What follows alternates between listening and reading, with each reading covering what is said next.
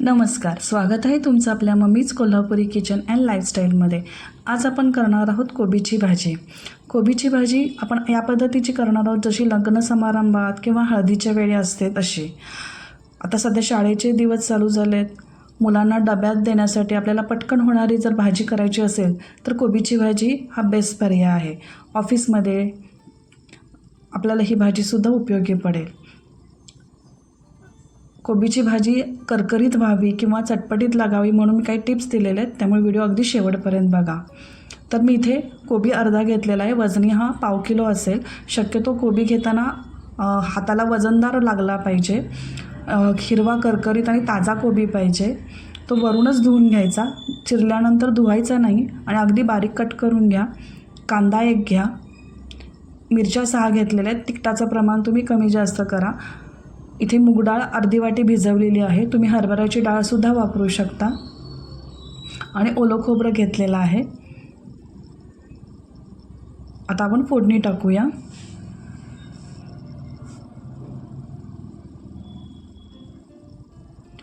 तेल 2 टेबलस्पून गरम करा। तेल गरम झालं की मोहरी, जिरे, हिंग, हळद पाव टीस्पून टाकायचं आहे। फक्त मोहरी चांगली तडतडली की जिरे टाका। कोबीला जास्त तेल चालत नाही, त्यामुळे तेल बेताचंच टाका। कढीपत्ता टाका, भरपूर कढीपत्ता टाका, त्यामुळे कोबीचा उग्रपणा कमी होतो आणि फोडणीची चव चांगली उतरते। तर मिरच्या छान भाजून घ्या। कोबीचा उग्रपणा कमी व्हावा म्हणून फोडणीतच आपल्याला थोडीशी कोथिंबीर टाकायची आहे, त्याच्यामुळे फोडणीला कोथिंबीरीची चव येईल आणि कोबीचा उग्रपणा झाकला जाईल। आता मोठा मोठा चिरलेला आपल्याला कांदा टाकायचा आहे। इथे मी एकच कांदा टाकलेला आहे। कांदा थोडासा परतून घ्या।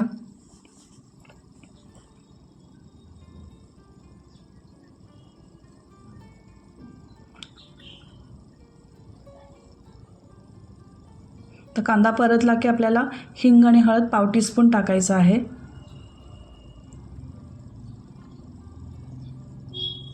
तर हळद थोडीशी परतून घ्या, जास्त परतवायची नाही, तर कोबीचा कलर चेंज होतो।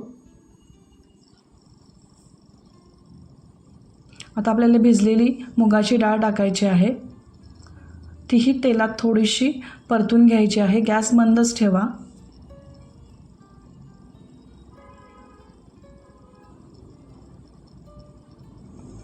आता ओलं खोबरं आपल्याला त्यात तेलामध्ये परतून घ्यायचं आहे, कारण ही आपण भाजी टिफिनला देणार किंवा लहान मुलांच्या डब्यात देणार। खोबऱ्यामुळं ती भाजी उतरू शकते, पण जेव्हा तुम्ही घरात खाणार असाल तर वरून घातलं तरीही चालेल।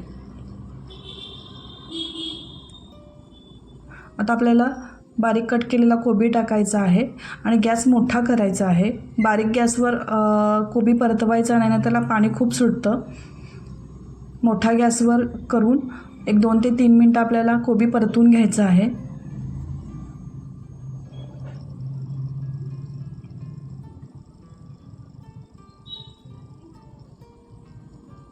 आता चवीनुसार मीठ टाका, मीठ सगळ्यात शेवटी टाकायचं। थोडंसं हलवून घ्या।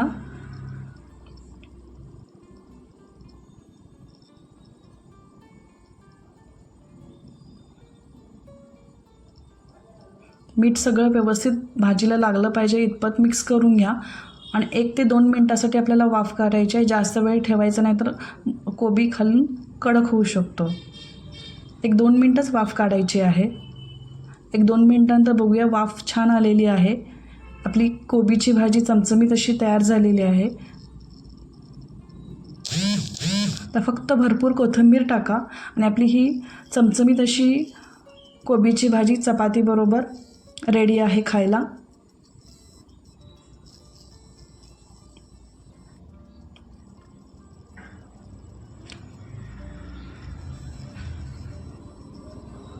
हे बघा, अगदी मोकळी अशी ही आपली कोबीची भाजी झालेली आहे। चवीला खूप सुंदर लागते। जर तुम्हाला ही रेसिपी आवडली असेल तर लाईक करा, शेअर करा आणि कमेंट करा। जर चॅनलवर नवीन असाल तर सबस्क्राईब करायला विसरू नका।